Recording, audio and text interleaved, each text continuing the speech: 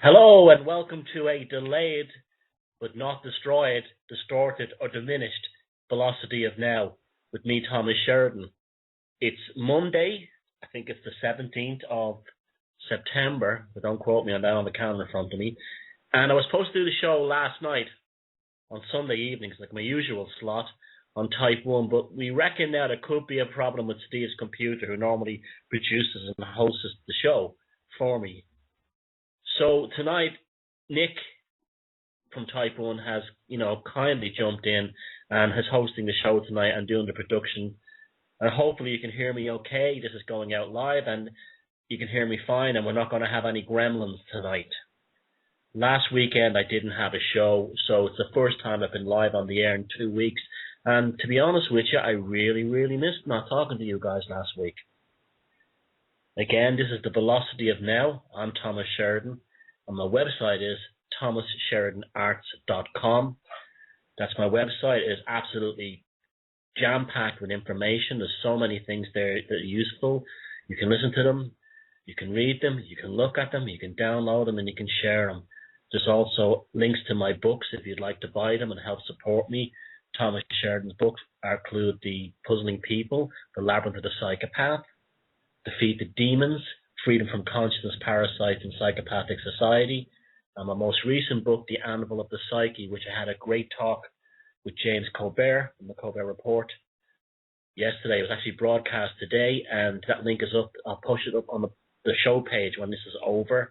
Well worth hearing. We talked about the movie Gaslight.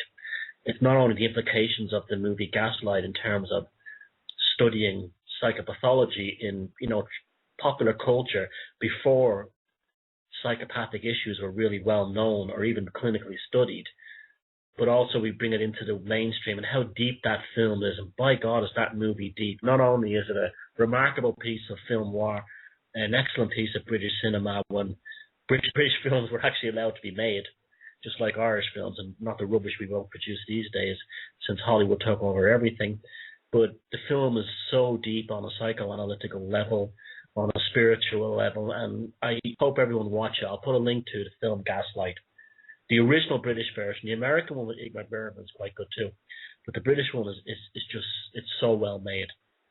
Apparently, the American studio who made the Gaslight version, the American Gaslight version, I think bought the rights to the British version. They didn't ban it or anything, they just stopped the distribution deal so the American film would have a better viewing audience. But the film is superb. It really is remarkable, and it's held up so well. This is a big part of my show here on the Velocity of Now, is that I want people to start looking at culture and going back and looking at old movies and old books, because there are secrets there to be revealed that are coming into the fore now. I'm going to be looking at John Steinbeck's work later on in the show, and we'll be talking about literature and a few other things tonight, because it's no use saying I'm an awakened person or I'm awake, and all you know about is you've read is like books about UFOs and Roswell, or even books about conspiracy in the banking system and things like that, or books, the complex alternative books of history. All that stuff is good to study and go through, but a lot of people in this movement lack a holistic approach to learning. We must learn about everything. We must go back and look at historic novels. We must look at old films. We must open our eyes completely and see the world in a new way and not get stuck in what they would call, truther stuff. It's much bigger than that. We have to become almost like Renaissance men and women when we study this stuff, and we have to learn and understand all these things come together to bring us where we are today. And if you can talk to somebody about, say, the big pharma thing, it's one thing to sit there and talk about the great writings of people like, William Engdahl, or, my friend Kevin Miller, his phenomenal film Generation RX. But if you can throw in anecdotes when you're talking to these kinds of people and relate to cultural motifs and show that you have a good understanding of other subjects and you're quite educated, even if it's only something that genuinely interests you, it's easier to sell this information, because one of the techniques they use against people in the alternative movement is they try to portray us all as idiots. And that's tragic because we're actually quite smarter and better educated, and probably people have PhDs. I'm talking about educating in terms of actually learning things and not being indoctrinated. If you've been in the scene for 10 years, you've probably read so many books and seen so many films and documentaries that would put you in a sort of an overall awareness and enlightenment sense at a much higher level than someone who has a PhD in a specific subject. But the important thing is not to be like train spotters and be bogged down in one aspect of all this stuff, but to have the eyes to see and understand and never ever lose your cynicism. Now, as I said, my website's thomassheridanarts.com. You can support me there by buying a book if you want, and if you want to throw me a few quid through the donation button, I'd be grateful for that. Some of you have been very kind, and thank you for that. It's allowed me to actually get some new equipment here. You probably notice the sound is a lot better, and so I want to make sure this show is delivered in a professional manner as possible. So thank you for that. Your contributions have already paid for, better sound on the radio and stuff like that. So every little penny helps, as Tesco would say. Now, speaking of a critical eye, one of the first things I want to talk about here is that a video is doing the rounds on YouTube and Facebook, which is absolutely a piece of COINTELPRO disinfo times 1 million. And you have to stop sharing it, or if you are going to share it, point out the fact that this is a scam. What the video shows is a picture of the second plane hitting the South Tower of the World Trade Center on September 11, 2001. And the person who made the video is using a kind of an NLP to say things like, I didn't notice this until all my 12 years of watching the video. And he shows you close-ups of the wingtip disappearing, apparently because it's a CGI glitch with this building in the way that's supposed to be in the background. And he constantly reiterates that the video shows a building in the background, And then he boasts about, I want everyone to share this video far and wide. Well, this guy is so full of shit, because that building, I know it well. It's in the foreground. It's an old brownstone skyscraper. And all that's happening is the plane's wingtip is disappearing behind the building according to the normal rules of perspective. It's only his NLP and his bullshitting that has people thinking it's a CGI glitch. If you even look at the picture that they use on the video that shows the building and you follow it down, you can see the lower floors of the building as it moves outwards, as 1920 style skyscrapers did. It's actually in front of the North Tower.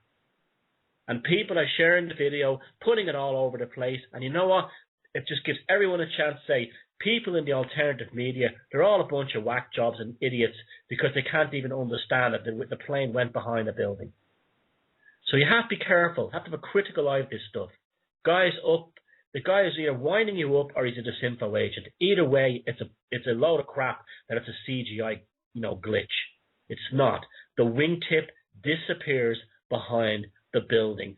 And immediately that will be all over the internet, like so many things, and they will talk about, so many things about how, people who are into all this conspiracy stuff on every level, you're all morons. Look at the time they shared that video that they thought the wingtip was disappearing behind the building. Now, the fact that they're going to this level shows that they're not happy that people are talking about this.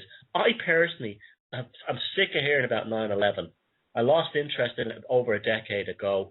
The whole thing is filled with disinfo and the conspiracy within the conspiracy, and I don't know what to believe about it. I've looked at everything, and my mind is, look, they did whatever happened that day, conspiracy or not. Millions of people have died all over the world because of it, and we live in a much more colder and darker planet, and that's what we should really be focusing on, I think, more than anything else. Just that where we are now, rather than where we were in the past. Yeah, I know there was a horrific injustice. People died. But it's to me, frankly, when I see these videos, I just want to hang my head down. I get so depressed because people share them without thinking about them. We must make sure that 9/11 doesn't become some kind of a fetish or a religion. We have to be very careful about that stuff. I'm not saying don't look at all the stuff that may lead to evidence. People like Dr. Judy Wood and others. I'm not saying don't look at anything to do with anything. I'm saying look at it, but always be critical. And always remember that no matter what the truth is, I got news for you folks, You're never going to see George Bush in the dock. You're never going to see anyone from the CIA in the dock.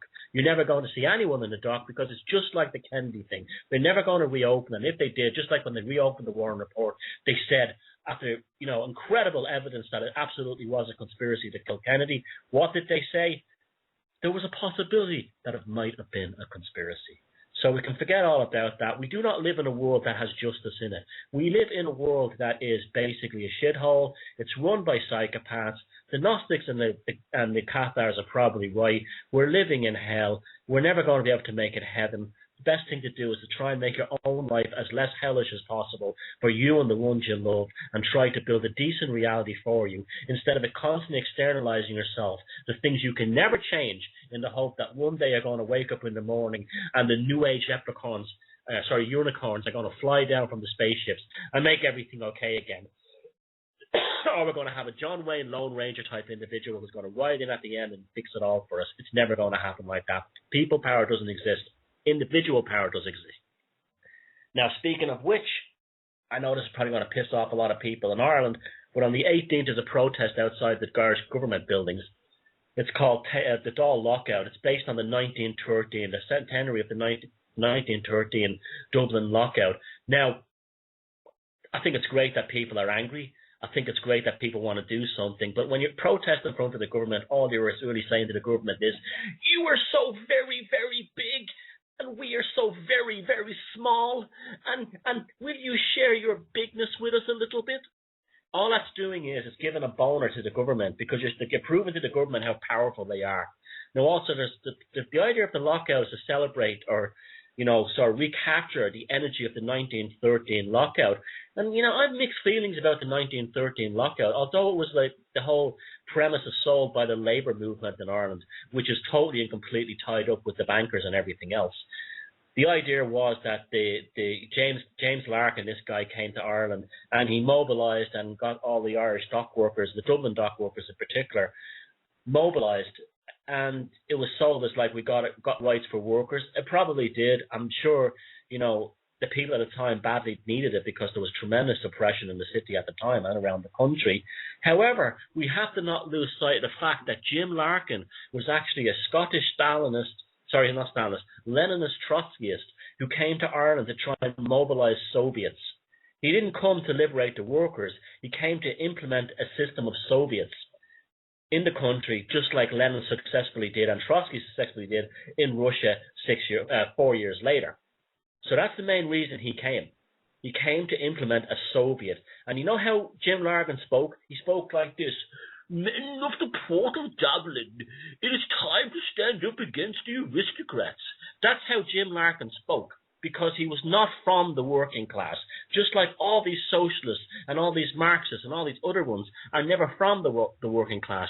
I put an article on my website this week that shows that socialism is completely 100% a scientific, aristocrat-created system to keep the poor at such a level of sort of subsistence economics. I'm talking about giving them healthcare, education, and a standard of living where they can make a little bit of money and not be too rich, but just enough so they're not overthrowing the wealthy, and like what happened in the Paris Commune and in the French Revolution.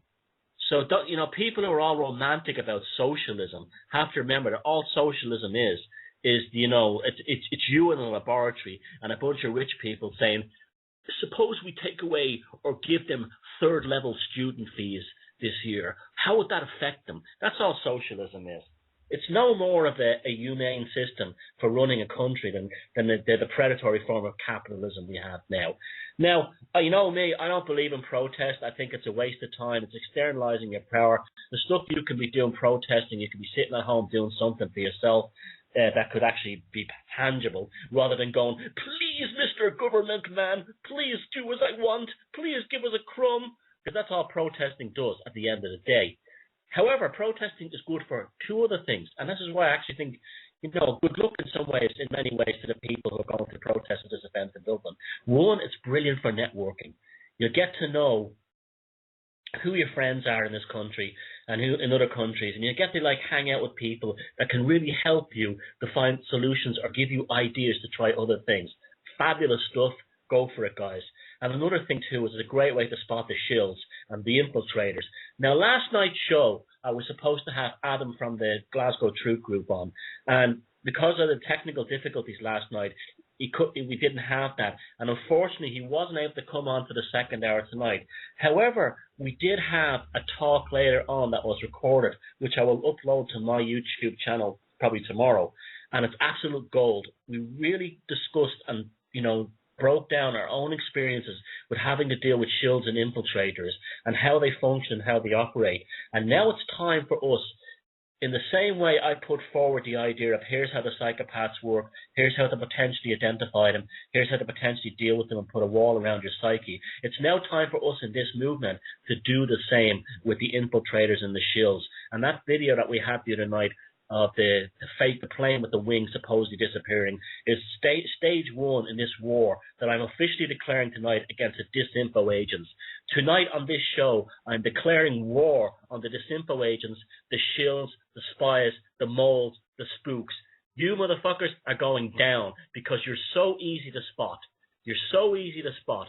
And you're not going to get away with it anymore because we are a creative, intelligent movement. We are not morons. We are not a bunch of potheads.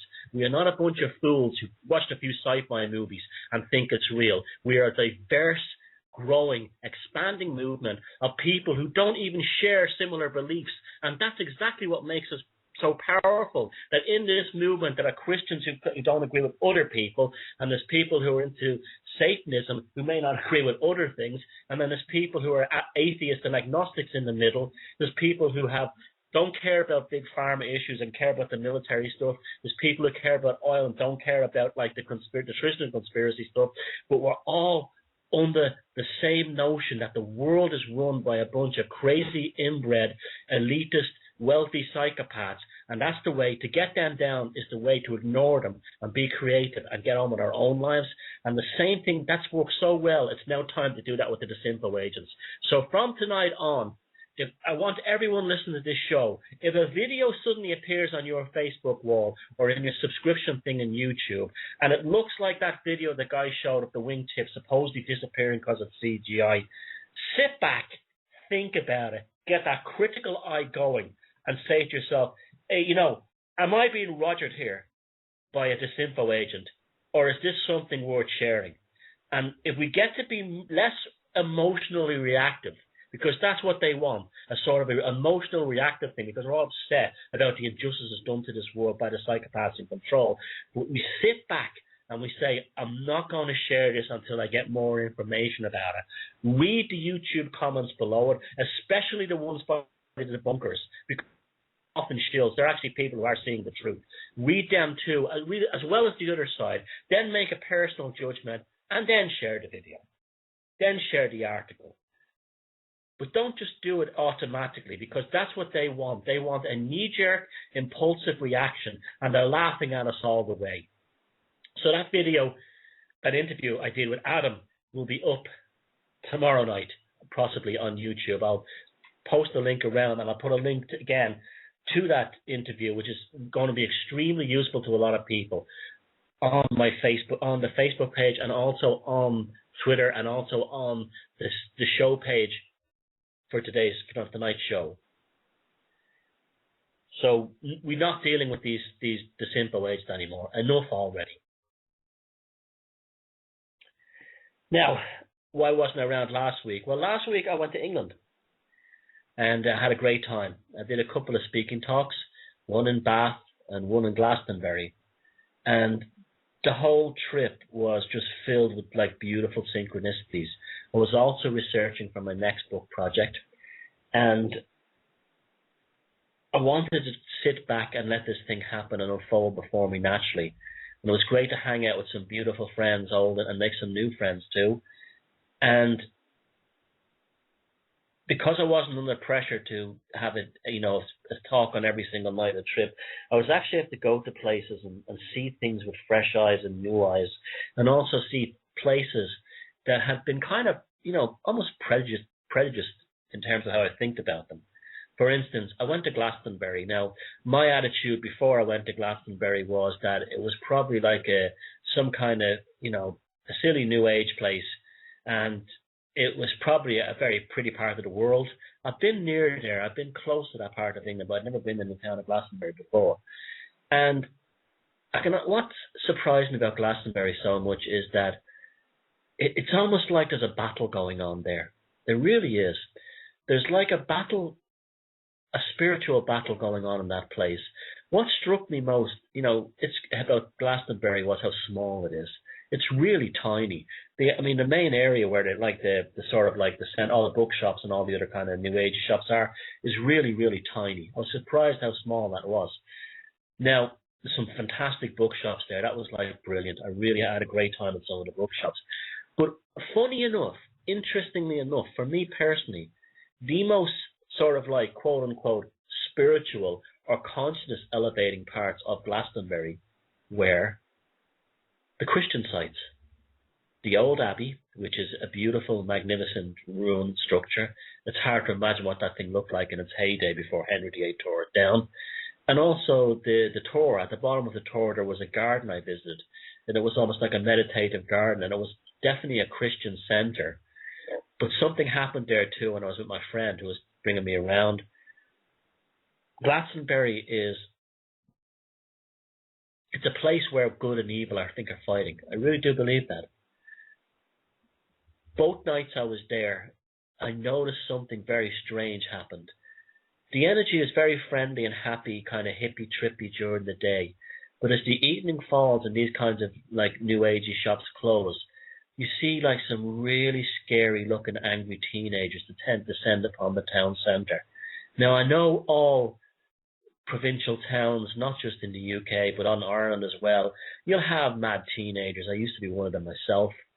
But there was something very, very hostile about the teenagers in the centre of Glastonbury. They were very, very angry. You could see that you could see the anger in them. You could see two young lads climbing the obelisk in the town square.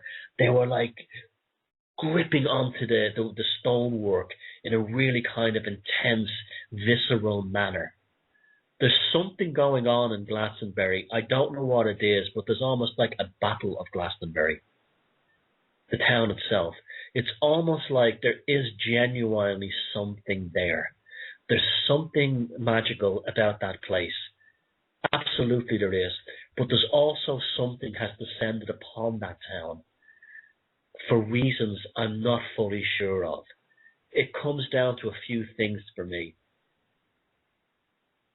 Have these demonic forces, these archontic consciousness, created this kind of notion of Glastonbury in terms of drawing decent people to it who may be looking for a spiritual awakening in order to destroy their spiritual awakening? Because the place is filled with cults. It's absolutely filled with cults. And there's people wandering into Glastonbury who are looking for a spiritual awakening, who know there's something more to life, and they arrive in Glastonbury and they're prey to these cults, these mind control cults. And this was brought home by this visit, this meditative kind of Christian garden that I was at, and they had a meeting center in the actual place where you could have functions and organizations, and there was a cult in there. I don't mean to denigrate the people who were attending. I'm sure most of them were, they were there looking for some kind of spiritual uplifting thing. But of course, there was two people standing there with their arms open, wearing purple shirts and blue ties, going, and then people going, the usual chanting thing. And behind them was a picture of like the gurus and the cult leaders and UFOs and all the usual crap that goes along with these kinds of cults, these alien worshipping death cults.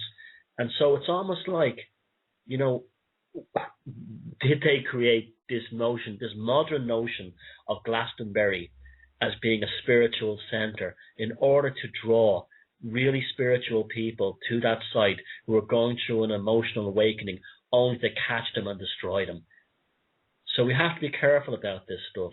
There really is, to me, a battle of Glastonbury going on. There are good people there who are trying to hold the energetic state of that community intact towards what it should be, this beautiful sort of area of consciousness elevation. And on the other side, there's kind of tacky, cheesy, new agey stuff And then on top, which is kind of, I think, is kind of harmless, and those shops are kind of fun too.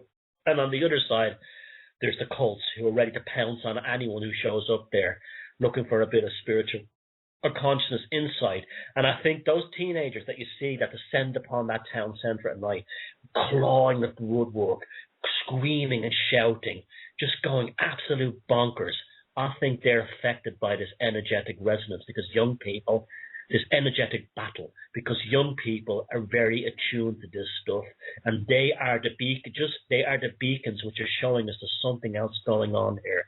So that was my adventure in Glastonbury. I don't know if you agree or not, but that's the impression I got. There's a battle going on there between two elements of consciousness. One is a parasitic one, and one is there looking for something better and more meaningful for a human existence. One is potentially trapping the other. And there are also people, I believe, going in there who are trying to energetically clean the place as well. Heidi lives in New York. She's a subway singer, as well as other things. A very interesting person. I'll put a link to her website. And it's a beautiful song now. What a strong voice she has. And again, bringing beauty to dark places. Now, I was just talking before Heidi's song there, about my trip to Glastonbury. And, how it appeared to me. But I was brought to some other places by my good friends there. And again, it was very trippy, very esoteric, and I was sort of like in that kind of psychedelic state most of the time I was there. I was definitely affected by it. I don't know if it was a kind of a crop circle version of Jerusalem syndrome, but I was definitely caught up in the moment. I was definitely caught up in the energy.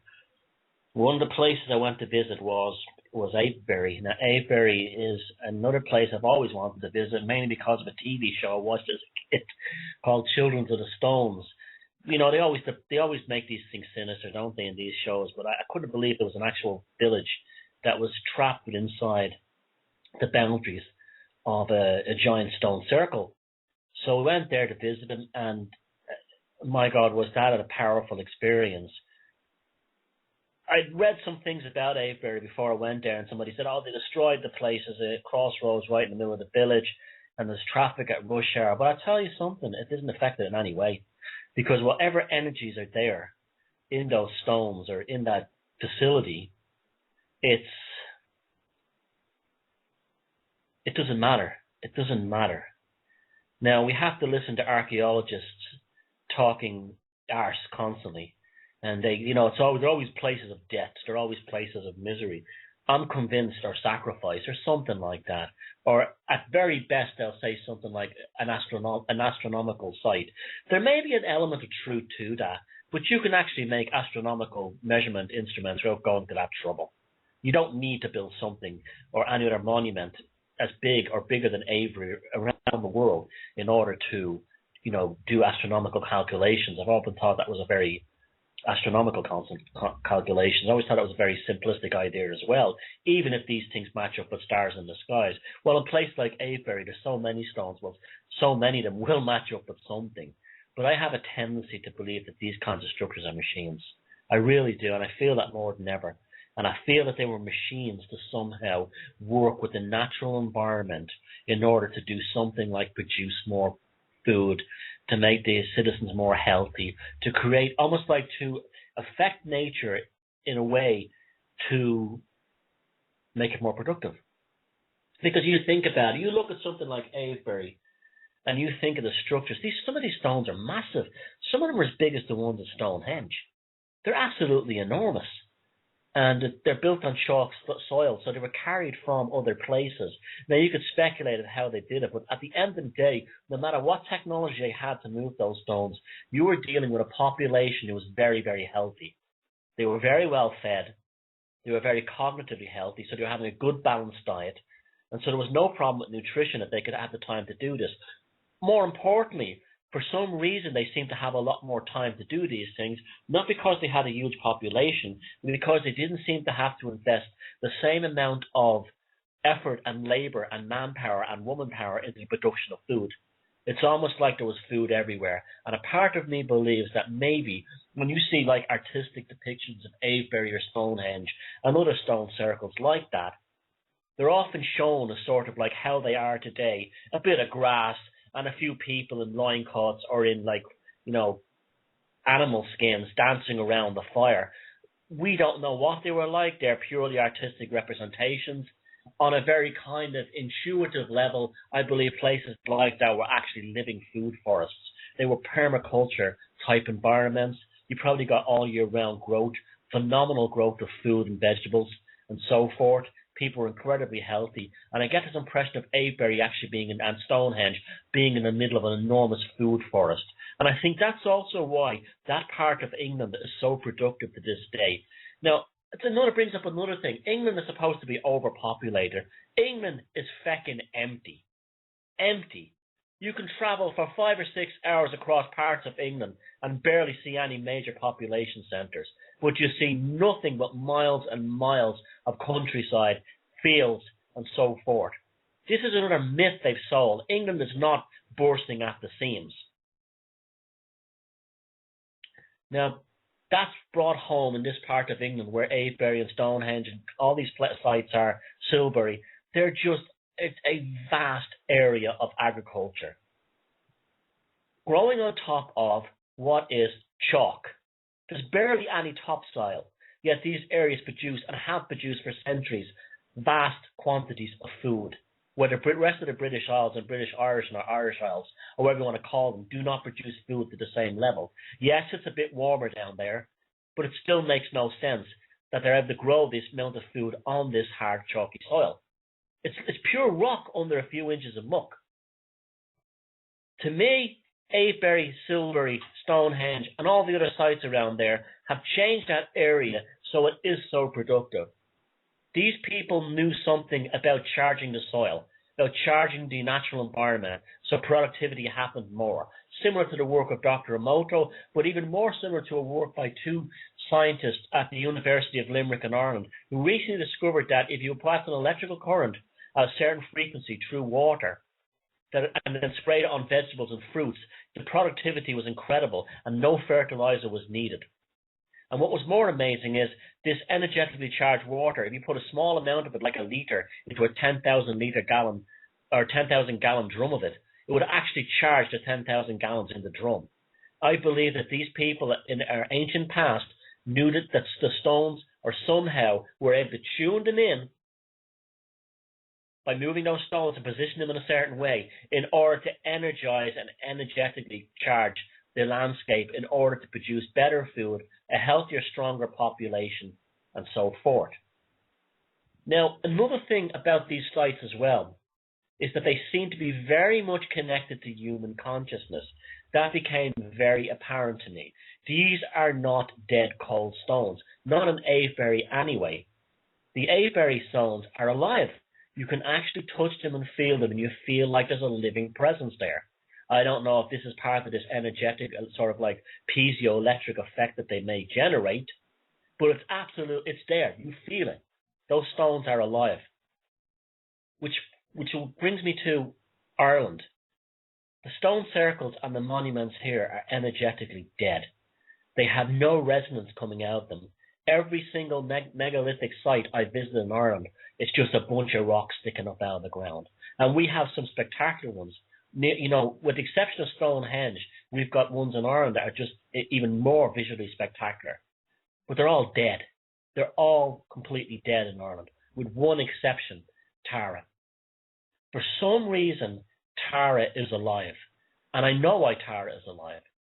Because in the 1999, the Irish government started building a large motorway from Dublin up to that part of the country. And it was going to go near the Screen Valley, which is one valley over from Tara. And even though it wasn't directly coming near Tara, a lot of people were concerned that it may have caused development around the hill of Tara. So it focused the whole attention of Ireland upon Tara, upon the site of Tara. And it's almost like Tara came alive again, for the simple reason that Irish people finally noticed it. And that's why Avebury is alive and other sites are alive. They have to be cherished. They're somehow connected to human consciousness, and they respond to the right kind of attention. And this does make me wonder, indeed, if this is why archaeology is obsessed with putting death cults around them. Stonehenge is a place of sacrifice. Newgrange was a tomb and nothing else. And that's something interesting as well. The agricultural area around the Irish monuments, where they're clustered in County Meath, Newgrange, Nowt, and Tara, are very, very high-yielding agricultural areas as well. But of course, we're told they celebrate their places of death, their places of sacrifice, they're places where our ancestors worshipped death. No, they didn't.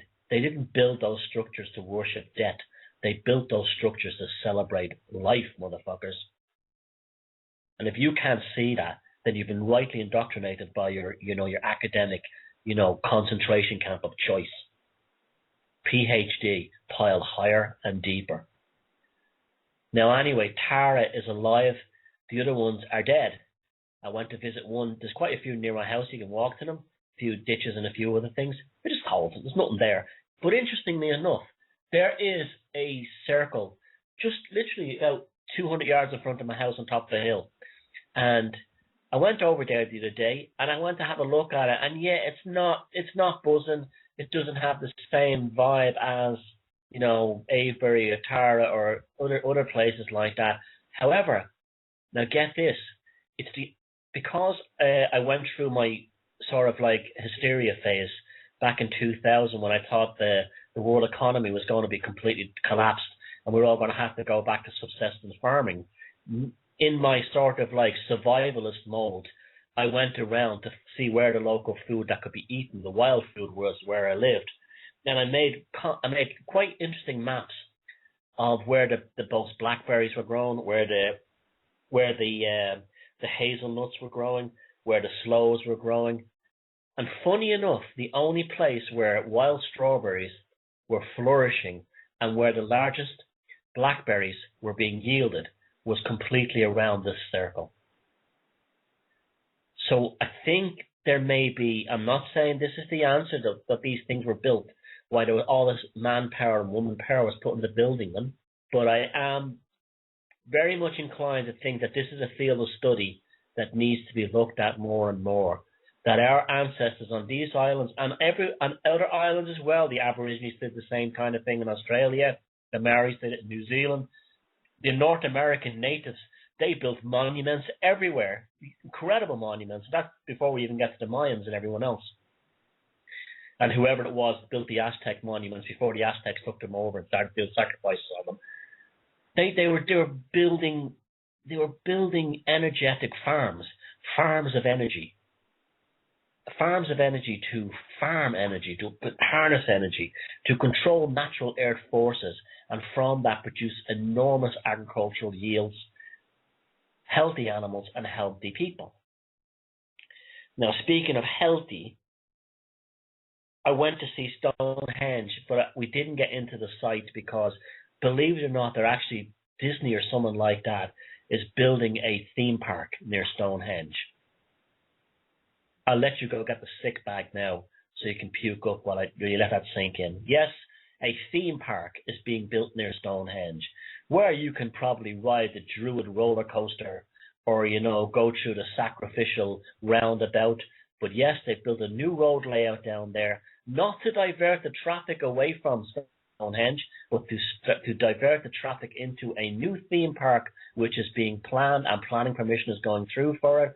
And it's going to be a big tacky theme park with a big styrofoams, fiberglass, Stonehenge, rides, gift shops, so you can go look at interpretive movies of what the fuck is in the field across the way if you actually went over there and looked at it.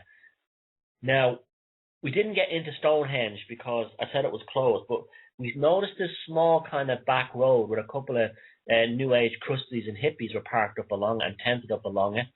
And I got to see Stonehenge in quite a beautiful way that really affected me. I didn't get to see it from the tourist point of view, but from the top of a hill as the sun was going down in twilight, I saw the monuments at a distance of about 500, maybe close to 1,000 meters. But they were still, I saw them from that distance and I could feel the energy across the fields because my consciousness had not been polluted by any kind of tourist vibe. And again, it's just something there going on. Stonehenge, just like Nick just said, it's so powerful that it's blocked off. It's also so powerful that they have to divert the energies away from it. And it brings us back to what I was talking about, the Glastonbury thing. There's powerful energies at Glastonbury, but all the cults have descended upon it in order to try and destroy the spiritually minded people, both Christian and the people who are, drawn to alternative viewpoints away from that. Because there's something about now this is going to sound very strange to people, right? But it's true. There's something about the English version of Christianity. Now, don't laugh. There's something about the English version of Christianity that's quite beautiful. It's the way it's connected to Joseph of Arimathea, the Grail mysteries, King Arthur, Glastonbury, Avalon, down around Tangential, down around Cornwall. That, and you even bring it. I know it's been mythologized by the likes of William Blake, and rightly so, in songs like Jerusalem. But it's like the English do Christianity. When they do it properly, they do it very, very well. In fact, they do it better than anyone else. And I would go as far as to say that the English version of Christianity, in the almost Arthurian Joseph of Arimathea, Glastonbury, very old sense, is probably the Christianity that people were drawn to. It's very gentle, it's very nice, it's very beautiful, it's very musical, and it's very arty, and it's very dreamy. And you can understand totally why it inspired people like William Blake. Yet, in Ireland we have a form of Christianity that's horrific. I would actually compare the Irish version of Christianity, the Catholicism version of it, is it's crap. It's brutal. It's dark, and it's miserable, and it's imposed misery upon this nation. And as I'm sure the English versions that were mainstream, like the Anglican Church and the Church of England, the ones that got big and the ones that run by the royal family, and you have like this other kind of crap around Christmas and stuff. Nick just pointed out that a Victorian Christmas bullshit and all that kind of thing. Yes, that's rubbish too. But there's something about that version of English Christianity that tells me that if there's anything to Christianity, even in an esoteric sense, that's the one to go with. Because I'm not Christianity everywhere else puts me right off. I've been to places like Germany, and I've seen like the Dome, and Notre Dame is like, only a devil could have built that cathedral. You go inside it, you're waiting for something to come out and bite you on the throat with its fangs. It's horrible, and it smells horrible, and you can sense death everywhere. But there's something about Glastonbury and that English version of Christianity, which seems to be maybe the vestige of what these people who built these stone monuments were up to. And somehow people in that part of England are trying to keep it alive.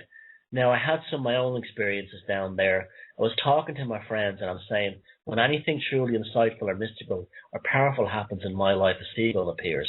Now, Glastonbury's miles from the sea, and we went to this place where, those white horses are carved in chalk on the hillside, and a few other places in the middle of crop circle country.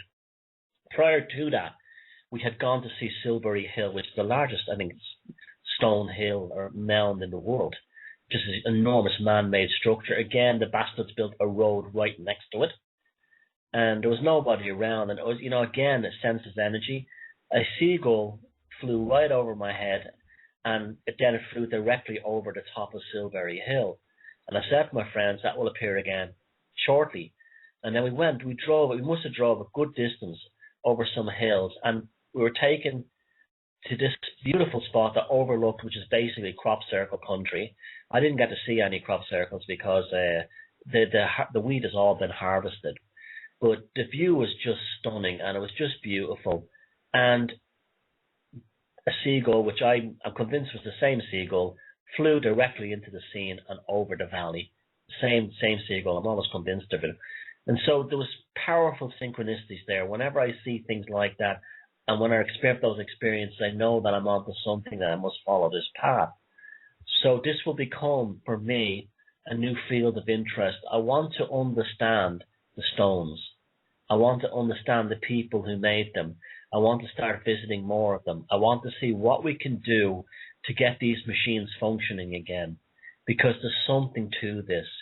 There's something telling me that this is part of the answer. And I think loads of people know this stuff too. This is why they're deeply affected by them. That there's some secret in there. There's some secret to those stones that can help us to make this hell that we live on a bit more tolerable and a little less hospitable to the psychopaths running the system. And it's all part of, my own kind of journey that's going on now, that I'm starting to look at these things after years of no interest in it. Other than, it's quite nice and all this stuff, but I've never been deeply interested in it. But my trip to England has really affected me at a very deep consciousness level, and it's pointed me in a new direction. And it's made me think very differently about things like Christianity. It's made me think very differently about things like agriculture and how people think. Because we've been brainwashed to think that the way people think now is how they've always thought.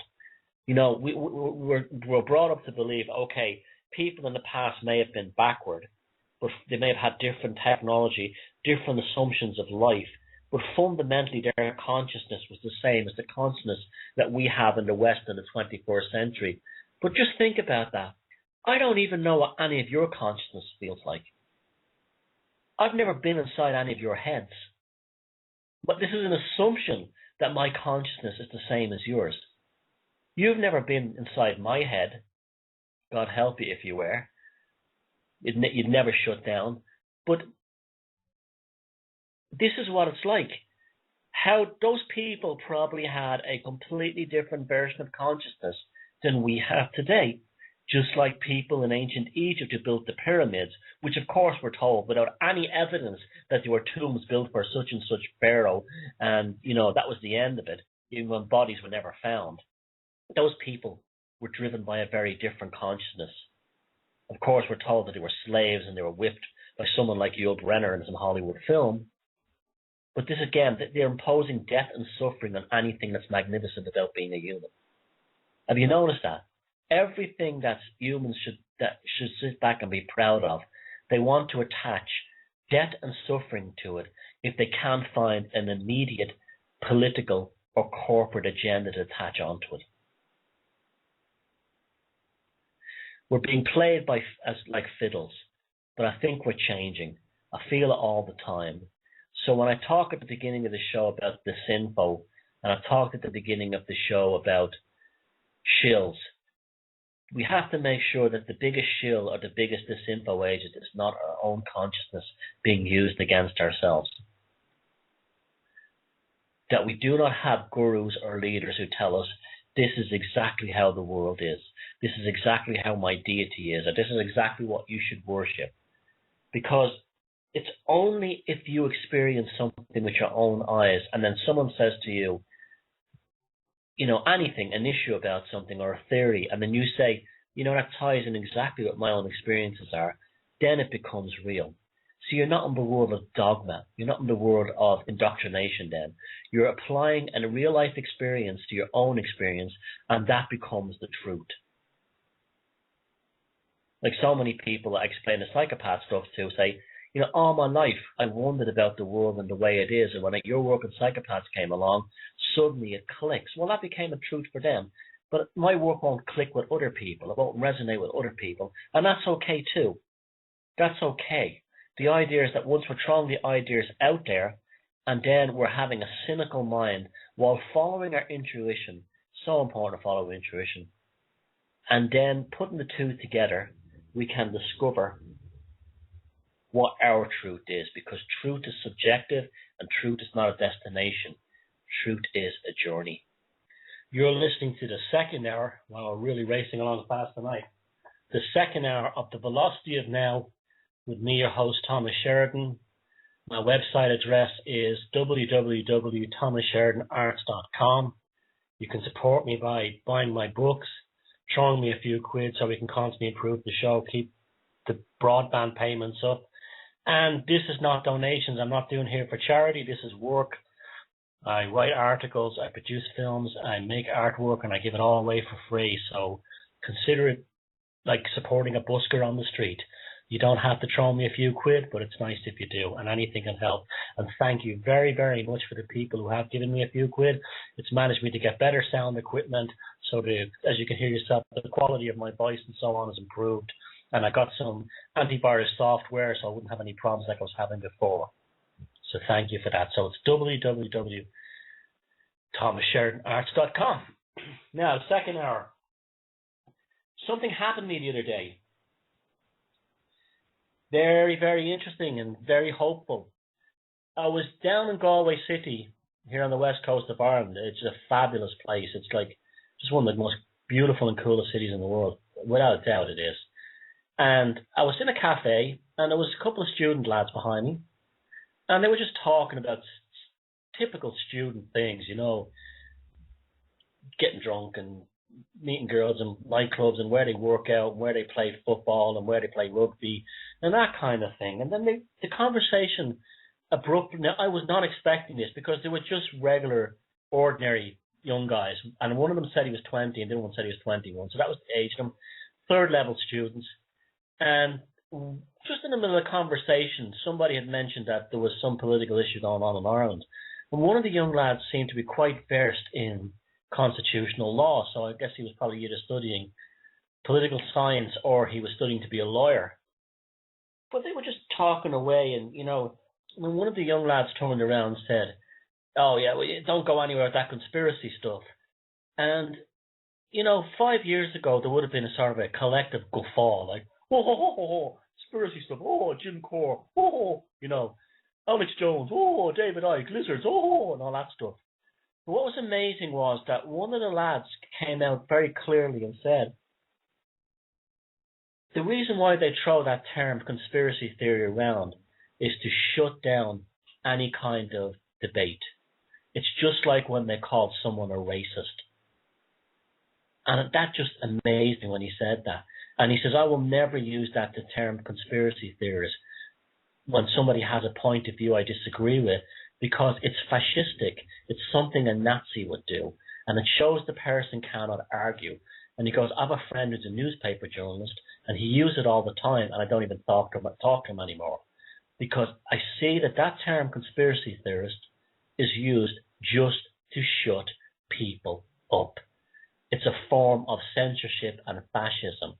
And then the other young lad turned around and said, well, yeah, you're kind of right. I mean, the world is run by gangsters, and we do have a lot of gangsters in this country and in the United States and other countries. And he goes, yeah, I see that. He says, you do see how they try to use the conspiracy theory thing to shut arguments down. And then he said, like the fluoride stuff, the fluoride in the water, they're always calling that conspiracy theory. And suddenly my ears were going, bing, and I was perked up and listening. And then the other guy turns around, the guy who brought the conspiracy theory thing, he said, if you look into the conspiracies, even though people tell you it's all about lizards and it's all about, you know, crazy things with 9/11, he said, if you look into these conspiracies, a lot of them are actually true. A lot of them are true. And he goes, if you look at back in the 1970s, the word conspiracy theory was not considered a slur. In fact, it was considered a noble statement. The likes of Bernstein, who took down the Nixon administration in the wake of the Watergate tapes, he was considered a conspiracy theorist, but for all the right reasons. It was considered a noble thing. And what happened is, because of since after 2000, actually it started before that, it started in the late 80s. The word conspiracy theorist became almost like racist or misogynist. It was one of these words that the politically correct type throw out there to kill a counter-argument, a new point of view, or a new way of seeing things. So that was like this amazing revelation the other day. A couple of ordinary lads who, you know, were not particularly from the alternative movement, definitely weren't actually, in fact, mainstream young Irish guys, suddenly sitting there announcing that there is conspiracies, they do exist, and people who put down conspiracy theory all the time are trying to shut up other people from having their point of view. So something seismic is happening. We're turning the corner more and more.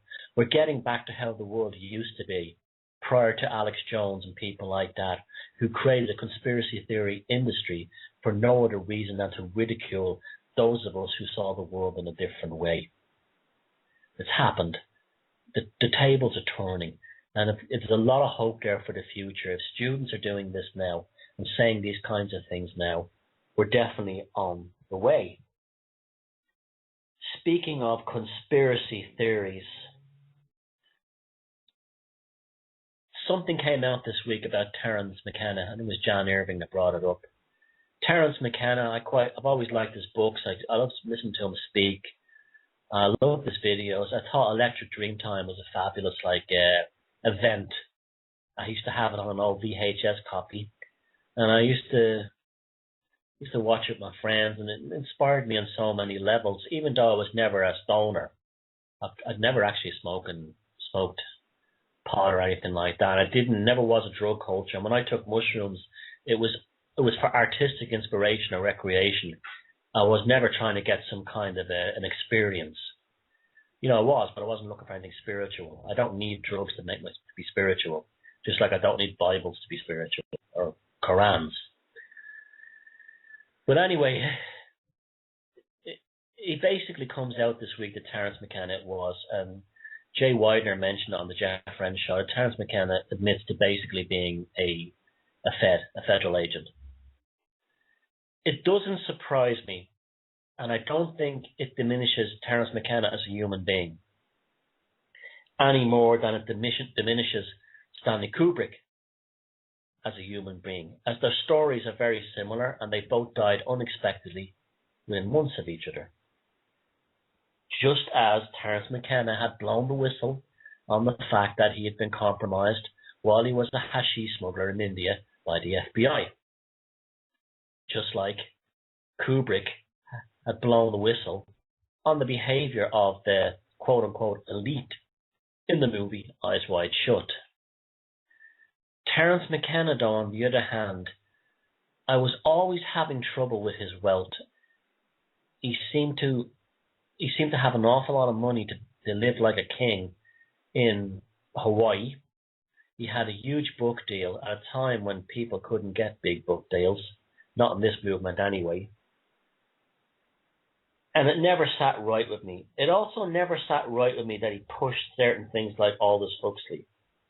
We're still hearing this in the alternative movie that Aldous Huxley, he wants a stone or No. Aldous Huxley wanted a chemical concentration camp of the plebs. That's what he wanted. That was the society he and his aristocratic family wanted. In his 1964 speech at Berkeley, Aldous Huxley quite clearly says, we can make people love their servitude through cinema, television, and recreational drugs. This is the same thing as like socialism at the beginning. Give them something that doesn't bother, that keeps them occupied, so they don't bother the aristocrats. And this is where this whole stoner culture comes from. Cheech and Chong. And Terence McKenna was very much the center of that. The stoned ape. This whole idea that we must be taking drugs. We must be stoned all the time. Well, fuck that. Because if I'm going to take on psychopaths, I want to be cognitively and lucid and cognitively aware when I'm doing it. I don't want to be tripping. I don't want to be stoned. I don't want to be, zoned out. Because that's exactly what they would do to take you on. So we have to be very careful. And he was also a devotee of Timothy Leary. Timothy Leary, very heavy in terms of intelligence connections. Terence McKenna and his brother also heavily pushed the transhumanist idea. This is, again, from Huxley, from the elites, from the transhumanists, from the Prince Philips. This is their ideas.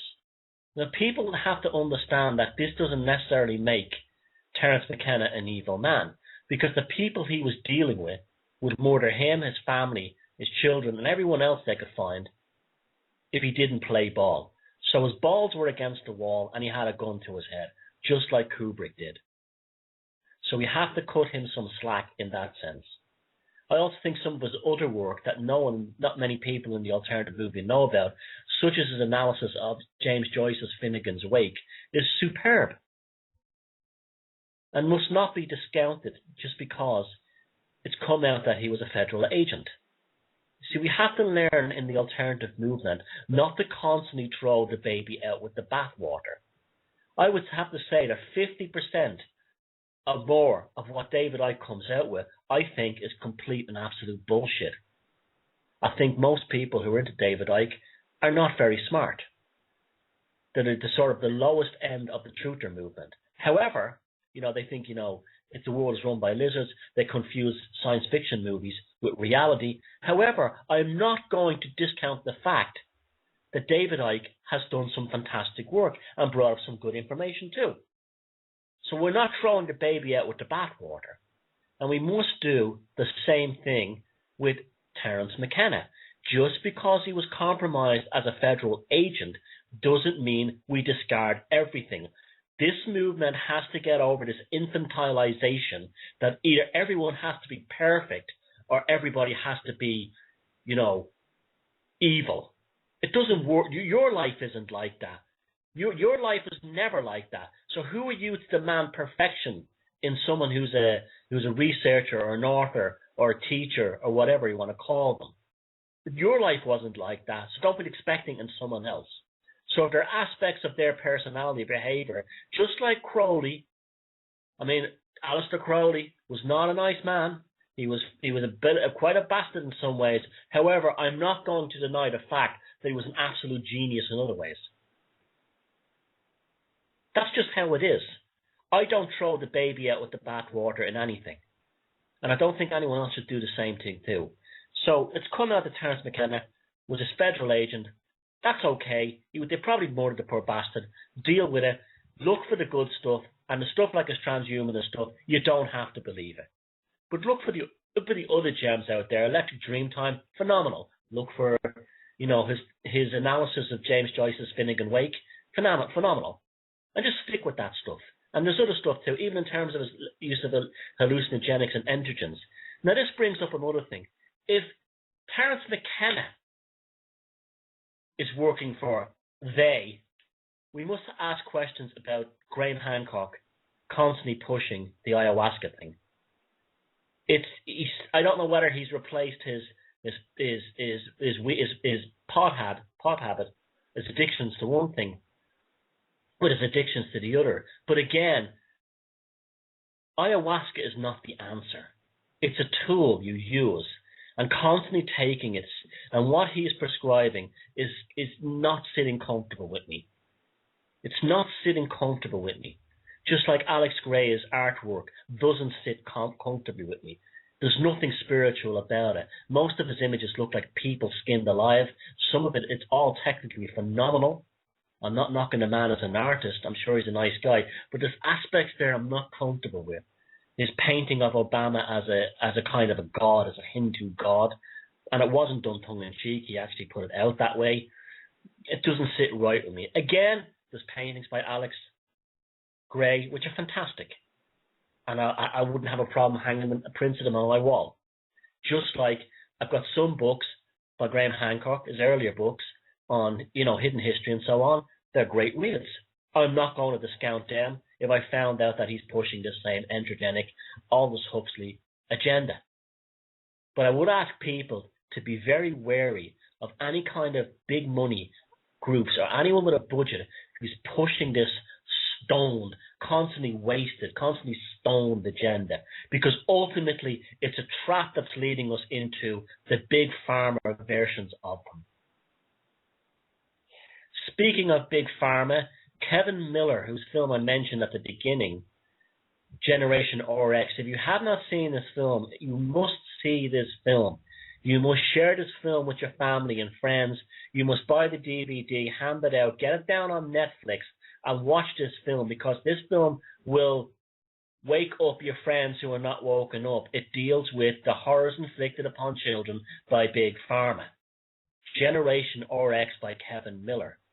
Now, Kevin is in the process of putting together a follow-up film called Letters from Generation RX, which are letters he received from people who they went through his film and what they opened up their own story of the horrors that were inflicted upon them by Big Pharma. And he went around the United States and Canada interviewing these film people. The film is called Letters from Generation RX, and he's setting up a website, and he needs to finish off the funding. Kevin's films are made to a very high cinematic quality. They're aimed at a mainstream audience. They go to get shown on TV, but they cost a lot of money to make. This is not like a simple film that a few people got a camera and got like Adobe Premiere or some other program like that and made it. These are films and documentaries he's trying to get shown at, and he does get shown on mainstream TV and at film festivals. So they're very high. And I'm going to put a link on the webpage for this show to where you can support his film towards getting it completed, because this is such an important issue. And Kevin is a man who makes a product that can be sold, like my own work, into the mainstream too, because there's no use of developing ourselves as a ghetto movement where we're only preaching to ourselves all the time and preaching to converted. We have to bring other people into the movement if we're going to try and change this planet. And so Kevin is one of those people, and I hope you'll support him.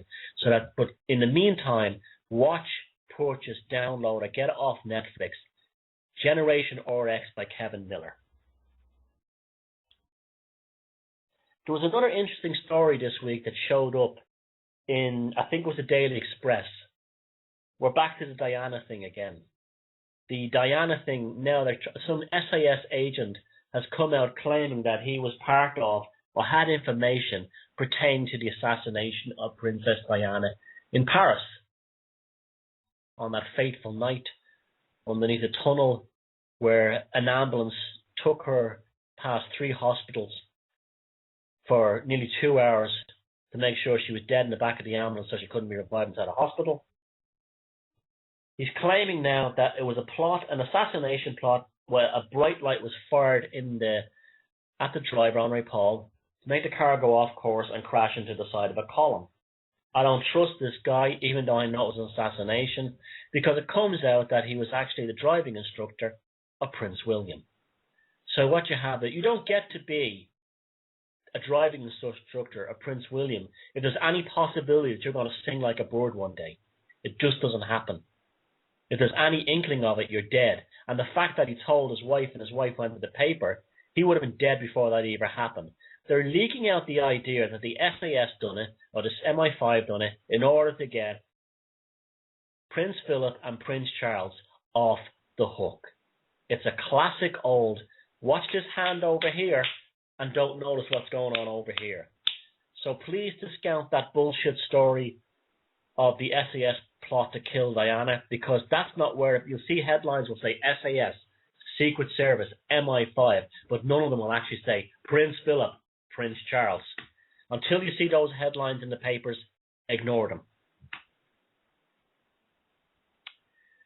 Now, I want to read to you a passage from a book. I know some of you have said to me that you really like it when I read. When I read books, you really like it. And I want to read you this part. We might run over a little bit past the song, but I want to read you from Don Steinbeck's book, East of Eden. This is first published in 1952, and this book, prior to any sort of clinical insight into female psychopathy, John Steinbeck, in clear language, pointed out, in perfect analysis, a female psychopath called Kathy Ames, a character in the book. Now, Kathy Ames is a fictional character, but at some point, John Steinbeck must have known a female psychopath like this woman. And I want to read to you from the start of chapter 8 of East of Eden. And get ready to have the goosebumps go up on your skin, because it's exactly everything that I've written about in my own books about female psychopaths. Chapter 8. I believe there are monsters born in the world to human parents. Some you can see, misshapen and horrible, with huge heads and tiny bodies. Some are born with no arms, no legs, some with 3 arms, some with tails, or mouths in odd places. They are accidents and no one's fault, and used to be thought. Once they were considered the visible punishment for concealed sins. And just as there are physical monsters, can there not be mental or psychic monsters born? The face and body may be perfect, but if a twisted gene or malformed egg can produce physical monsters, may not the same process produce malformed souls? Monsters are variations from the accepted normal to a greater or lesser degree. As a child may be born without an arm, so one may be born without kindness or a potential of conscience. A man who loses his arm in an accident has a great struggle to adjust himself to the lack, but one born without arms suffers only from people who find him strange. Having never had arms, he cannot miss them. Sometimes when we are little, we imagine how it would be to have wings, but there is no reason to suppose it's the same feelings birds have. No, to a monster the norm must seem monstrous, since everyone is normal to himself. To the inner monster it must be even more obscure, since he has no visible thing to compare with others. To a man born without conscience, a soul-stricken man must seem ridiculous. To a criminal, honesty is foolish. You must not forget that a monster is only a variation, and that to a monster the norm is monstrous. It is my belief that Kathy Ames was born with the tendencies, or lack of them, which drove and forced her all of her life. Some balance wheel was misweighed, some gear out of ratio. She was not like other people, never was from birth, and just as a cripple may learn to utilize his lack so that he become more effective in a limited field that is uncrippled, so did Kathy, using her difference, make a painful and bewildering stir in her world. There was a time when a girl like Kathy would have been called possessed by the devil. She would have been exorcised, cast out the evil spirits, and if after many trials it did not work, she would have been burned as a witch for the good of the community. The one thing that we may not be forgiven a witch is her ability to distress people, to make them restless and uneasy and even envious. As though nature concealed a trap, Kathy had from the first a face of innocence. Her hair was gold and lovely, wide set hazel eyes and an upper lip that drooped made her look mysteriously sleepy. Her nose was delicate and thin, and her cheekbones high and wide, sweeping down to a small chin so that her face was heart-shaped. Her mouth was so well-shaped and well-lipped but abnormally small, what used to be called a rosebud. Her ears were very little, without lobes, and they pressed so close to her head that even with her hair combed up, they made no silhouette. They were thin flaps sealed against her head. Kathy always had a child's figure after she was grown, slender, delicate, arms and hands, tiny hands. Her breasts never developed very much. Before her puberty, the nipples turned inwards. Her mother had to manipulate them out when they became painful in Kathy's 10th year. Her body was like a boy's body, narrow-hipped, straight-legged, but her ankles were thin and straight without being slender. Her feet were small and round and stubby, with fat insteps almost like a little hoofs. She was a pretty child, and she became a pretty woman. Her voice was huskily soft and could be so sweet as to be irresistible, but there must have been some steel cord in her throat, for Kathy's voice could cut like a file when she wished. Even as a child, she had some quality that made people look at her, then look away, then look back at her, troubled at something foreign. Something looked out of her eyes and was never there when they looked again. She moved quietly and talked little, but you could enter no room without causing everyone to turn towards her. She made people uneasy, but not so as they wanted to go away from her. Men and women wanted to inspect her, to be close to her, to try and find out what caused the disturbance she distributed so subtly. And since she had always been so, Kathy did not find it strange. Kathy was different from other children in many ways, but one thing in particular set her apart. Most children abhor differences. They want to look, talk, dress, and act exactly like all the others. It is the style of dress. It is of absurdity. It is the pain and sorrow to a child not to wear that absurdity. If necklaces of pork chops were accepted, it would be a sad child who could not wear pork chops. And this slavishness to the group normally extends into every game, every practice, social and otherwise. It is profoundly collaborative. It is a protective correlation children utilize for their safety. Kathy had none of this. She never conformed in dress or conduct. She wore whatever she wanted. The result was that she quite often had up to 10 other children intimidated her. Quite often other children intimidated her. As she grew older, the group, the herd, which was any collection of children, began to sense what adults felt, that there was something foreign about Kathy. After a while, only one person at a time associated with her. Groups of boys and girls avoided her, as though she carried a nameless danger.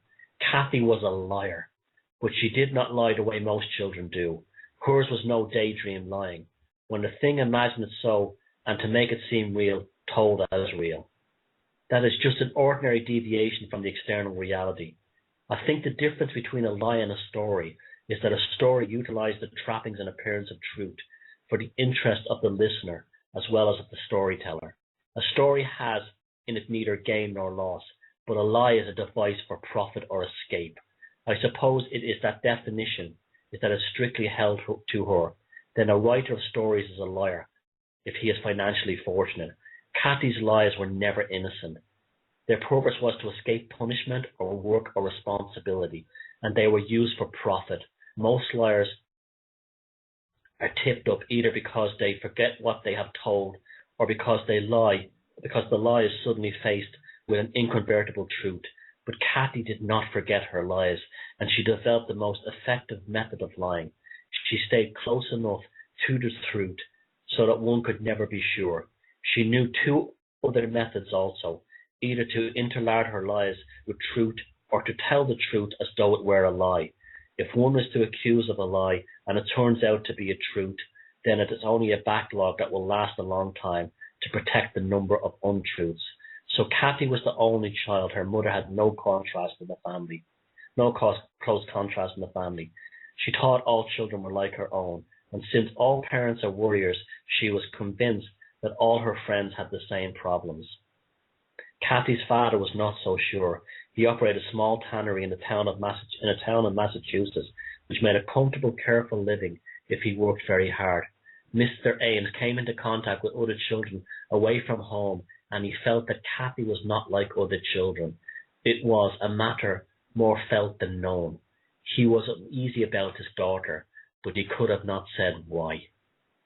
Nearly everyone in the world has appetites and impulses, trigger emotions, islands of selfishness, lust just beneath the surface, and most people either hold such things in check or indulge them secretly. Kathy knew not only these impulses in others, but how to use them for her own gain. It is quite possible that she did not believe in other tendencies in humans, for while she was paternally alert in some directions, she was completely blind in others. And that was the intro to Chapter 8 of John Steinbeck's East of Eden. And if you have not read this book, it is the most phenomenal insight to a female psychopath ever committed to literature. It's all there. Everything I spoke about in Puzzling People. The high testosterone. She never developed proper breasts. She never got a particularly girly figure. The impulsivity, the ability to lie and it be so convincing. But most of all, that sense that other people had, that there was something not quite right with Kathy Ames. People were writing and talking and portraying and describing psychopaths long before the term came into popular usage. And welcome back to the final stretch. We've got about 20 minutes left of the Velocity of Now. This show is flowing along tonight. And you can probably hear my cat Phil screaming in the background there because he's got attention-seeking disorder, like all cats. But right before we played that great song there, Mark Stewart's Stereotype, I read a bit of John Steinbeck's East of Eden, and in particular the description of the archetypal female psychopath that is Kathy Ames. Uncanny, actually. And I just found another section here, and I want to read it to you. It's only a couple of paragraphs. But again, if this is the female psychopath being described in a fictional character. Kathy learned when she was very young that sexuality, with all its attendant yearnings and pains, jealousies and taboos, is the most disturbing impulse humans have. And in that day, it was even more disturbing than it is now, because the subject was unmentionable and unmentioned. Everyone concealed that little hell in himself, while publicly pretending it did not exist. And when he was caught up in it, was completely helpless. Kathy learned that by the manipulation and use of this one part of people, she could gain and keep power over nearly anyone. It was at once a weapon and a threat. It was irresistible. And since the blind helplessness seemed never to have fallen on Kathy, it is probable that she had very little of the impulse herself, and indeed felt a contempt for those that did. And when you think of it, in one way she was right. What freedom men and women could have when they are not constantly tricked or trapped and enslaved and tortured by their sexuality. The only drawback is that freedom is that without it, one would not be a human.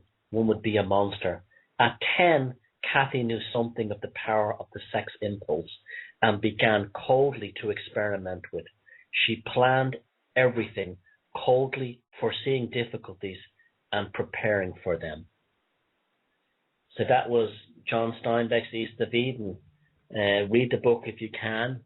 It's all part of our little cultural aspect of the philosophy of now, that we just don't only talk about current events, symbolism, psychology, and other things like that, but we explore the world of culture, we explore the world of literature, films, books, poetry, and everything else, because you didn't manifest in this reality just to be a one-bit player. It's all there for taking, and there's a rich tapestry of heritage and an enormous canon of culture for all of us to tap into. And that's just one of quite a few characters that are the psychopaths which appear in literature. Another one would be Harry Black in Hubert Selby Jr.'s classic novel set in Brooklyn in the 1950s, Last Exit to Brooklyn. Harry Black plays a low-functioning psychopath. He's a union strike organizer who basically uses his position in the strike office to buy rent boys champagne, get people drunk, and go on his little power trips until he eventually, you probably find out in the novel that he's really been put in there by the union in order for him, because they're aware that he's a stupid psychopath, so they put him in there to sort of derail himself. It's a very dark novel, that. It's not easy reading. It's quite horrific, actually. There's some intense descriptions of sexual abuse in the book, but it's a book everyone should read, because Hubert Selby Jr. with Last Exit to Brooklyn really did sort of write the new American popular fiction novel. He even had his own forms of grammar. He didn't use apostrophes. He often typed with caps. And it was just a way of accentuating the text, and very much similar to a kind of a beat jazz era kind of approach. And it works very, very well. Again, it's another book to check out. I wrote an article today on my blog. Actually, I've written this article a while back, but I put it over onto my blog so it wouldn't get lost. It's called The Culture Gods and the Murder of the Soul, and it just talks in terms of how the novel of Hubert Selby Jr.'s Last Exit to Brooklyn, as dark as it is, we have to go into the shadow. I was hearing this all the time while I was in Glastonbury, that so many people who went into that scene there would encounter groups, organizations, and other sort of spiritual gurus, light workers, and so on, and they were told, never go into the shadow, always deny negativity, concentrate on the positive. And then they wonder why they never get any help. The shadow is where the answer lies. The shadow in you, the shadow in society, the shadow in the collective, the shadow individual, the shadow in the situation, the family, or the unit. For the shadow to be tackled is liberation, because you will not find liberation, spiritual, psychological, or otherwise, by concentrating on the light. In fact, it's a recipe for catastrophe. And one of the reasons these self-help scam artists and other new age con artists and cults constantly tell you to concentrate on the light is because they know you're never going to get any answers or any satisfaction. So what they're creating is a lifelong customer. So you'll bounce from one guru or one method or one scene to the next, going, oh, imagine beings of light, imagine aliens that are all fairies, imagine angels and all this stuff. And if somebody could have some deep-rooted, unresolved psychological issues within them, i.e., they may have been targeted and abused by a psychopath, they're not going to get any relief unless they come to terms with the fact that the person that abused them does not have any light in them. This is what mythology tells us. You have to go into the labyrinth, into the darkness. And when you go into the darkness, that's when the light is revealed. That's the enlightenment is revealed, sorry. That's when the noetic spark of the solution forthcoming arrives. A family who has an alcoholic family member doesn't cure him by, taking away his whiskey and buying a bottle of champagne. They deal with the problem by pointing out that he's a dysfunctional alcoholic and it's destroying him and destroying the family. You kill the denial. You go into the shadow. You slay the demon. It's a constant mythology. And like I always say, each and every one of our own lives is a monomyth. Very important, it's a monomyth. One, singular. The psychopathic control grid does not want us all to be our own Merlin, our own Lancelot, our own Geronimo, our own Boudica. They want us externalizing it to a collective because they're so afraid of the power of the individual. That's also why they want us protesting and rioting, because we're throwing away our external potential to the mass. And once you have the mass, and once you have the collective, you can impose the constitution, the charter, the rules, and the minutes, and then you can control it. It becomes a scientific operation. The power of your individuality is phenomenal. Just think about it. Just sit there for a second and think that the reality, even in your darkest moments, when you're fed up, when you're bored, when you're in a bad way, you look at the world and you realize that that's a manifestation of what you created. Now, it's not a picture you painted completely. There is a collective unconscious at work here. But my God, the depth of the brush strokes, the intensity of the colors, they're totally dependent on the moods, images, and the realizations you bring towards that. Very important stuff. And you don't feel so powerless when you start thinking of it that way. It's like I always say, we should be consciousness insurgents. See, they want us externalizing things because you'll blame someone else too as well. Oh, it's gays. Oh, it's the Jews. Oh, it's the blacks. Oh, it's the reptilians even. Oh, it's the archons even. Oh, it's the psychopaths even. That's what I always tell about people about psychopaths, is that when you get this information, you know what your duty then is to do? Walk away. Not become some kind of warrior who's out to get them. I am absolutely in no way interested in taking down psychopaths in a battle. What I'm only interested in is getting the other people the knowledge so they don't become victims. And that's how you take them down, by cutting off the food supply. So do not externalize anything to good or bad. It's fair. They want you doing that. They want you externalizing it. Everybody in this world, except psychopaths, and they're a tiny small number, is potentially a friend you haven't found. And to say, oh, I'm not going to be friends with him because he's gay. I'm not going to be friends with him because he's a Muslim. I'm not going to be friends with him because he's, you know, he's a Jew. Or he's even been a member at one time in his life in the National Front or some other KKK type group. You must give everyone a chance to prove if they're good or not and not apply the badge or label to them. And you'll find that 96% at least of the time, you're dealing with a good person. But that 4% is still a reality. Just like there's 4% of you that isn't all very nice. It's like one of the things I always think to myself is, how do you know when someone's a psychopath when they try to tell you that, you know, they're perfect and everything they've done is wonderful? Because a real human being knows that they're not perfect. They have a shadow. They've done things they deeply regret and they try to make amends for them. They don't excuse them off.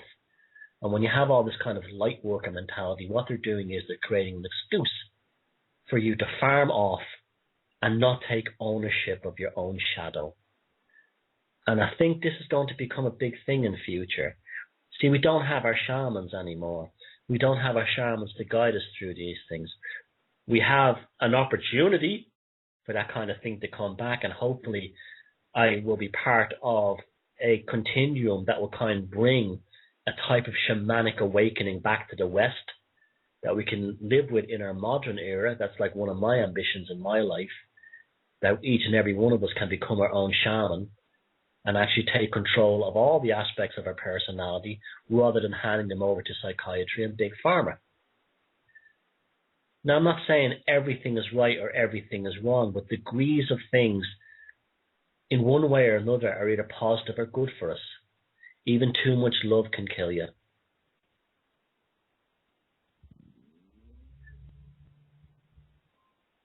We have to learn that imperfection is a beautiful thing. It's that old expression, the squeaky wheel gets the grease. Well, that's a very profound thing when you apply it to yourself. If you realize aspects of your personality that has caused you problems in your life in terms of relationships, it's no use going on to some ridiculous, you know, internet recovery forum and screaming, oh, my exes are psychopaths. No, sweetheart. It's time for you to start looking at yourself. Maybe they were all psychopaths, but then you have to start asking yourself, well, what was it about me that brought them into my life? What doors did I leave open for them? What buttons do I need to close up in my psyche so they can't penetrate my defenses and get in there and manipulate me?